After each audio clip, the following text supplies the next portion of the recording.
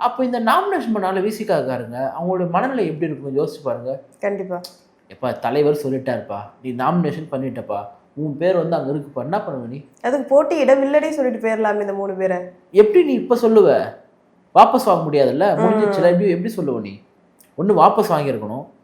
அவர் என்ன சொல்றாரு, வாபஸ் வாங்க முடியாது, டைம் முடிஞ்சிச்சு, என் கட்சியினுடைய வேட்பாளருக்கு வாக்கு செலுத்தாதீர்கள், அதுக்கு பதில் வந்து காங்கிரஸ் செலுத்துங்கன்னு சொல்றாரு. எனக்கு இதை சொல்றதுக்கே அந்த மனநிலை எப்படி அவர் தயாரா இருக்குன்னு புரியல. யாராவது சொல்லுவாங்களா அந்த மாதிரி, என் கட்சியினுடைய வேட்பாளருக்கு வாக்கு செலுத்தாதீங்க, வேற செலுத்துங்கன்னு சொல்லிட்டா அந்த நிற்கிற அந்த விசிகாவுடைய மனநிலை எவ்வளோ பாதிக்கப்பட்டிருக்கும்.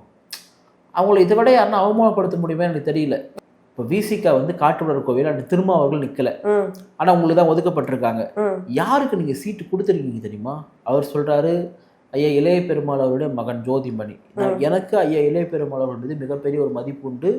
இங்கே முக்கியமான சில விஷயங்கள், குறிப்பாக எஸ்சி எஸ்டி வன்கொடுமை சட்டம்லாம் கொண்டு வரதுக்கு மிக முக்கியமான காரணமாக எந்த ஒரு அவர் இந்த சமுதாயத்தினுடைய தியாகி. அவரை வந்து தென்னாட்டு அம்பேத்கரோ 2ஆம் அம்பேத்கரோ அந்த அளவுக்கு வந்து சொன்னாங்க. அந்த அளவுக்கு ஒரு தியாக மனப்பான்மை உள்ள ஒருத்தர் தான்.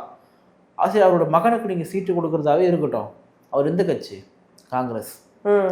காங்கிரஸ் கட்சியை சார்ந்தவருக்கு அண்ணன் திருமாவளவன் சீட்டு கொடுத்துருக்காரு. காங்கிரஸ் கட்சியில வந்து அவர் விண்ணப்பம் பண்ணியிருக்காரு, ஜோதிமணி வந்து காட்டுமலர் கோவில் தாங்கன்னு சொல்லிட்டு. காங்கிரஸ் புறக்கணிச்சிருக்கு.